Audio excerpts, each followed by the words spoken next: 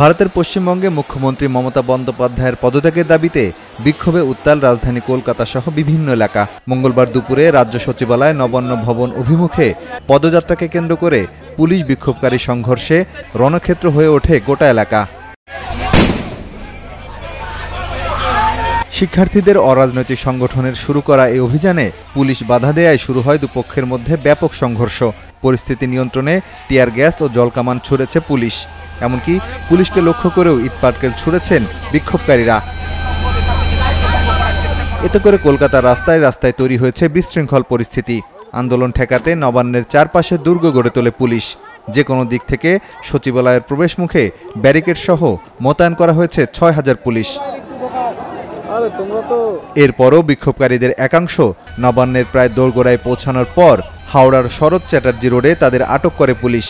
Prinsep ঘাটেও বেশ কয়েকজনকে আটক করা হয়েছে। এদিন বিক্ষোভের অনুমতি না থাকলেও বিক্ষোভকারীরা কলেজ চত্বরে জড়ো হয়ে নবান্নের দিকে পদযাত্রা শুরু করে। এ সময় আরজিকর কাণ্ডে মমতার পদত্যাগের দাবিতে স্লোগান দেয় তারা। অভিযান ঘিরে রণক্ষেত্রে পরিণত হয়েছে হাওড়া সেতু এবং সাঁতারগাছি।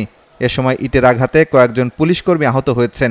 উত্তেজনার কারণে বন্ধ করে দেওয়া হয়েছে সাঁতারগাছি ট্রেন স্টেশন এবং হাওড়া সেতু।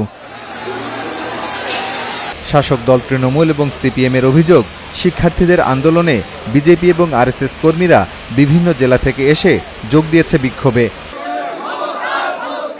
এদিকে রাজ্য বিধানসভার বিরোধী দলীয় নেতা বিজেপির শুভেন্দু অধিকারী বলেছেন, বিক্ষোভের আগে 4 ছাত্রনেতাকে মধ্যরাত থেকে খুঁজে পাওয়া যাচ্ছে না। তাদের কিছু হলে মমতাকে জবাবদিহি করতে হবে।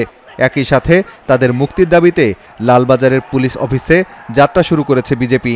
বুধবার রাজ্য জুড়ে 12 ঘন্টার বন্ধেরও ডাক দিয়েছে বিজেপি।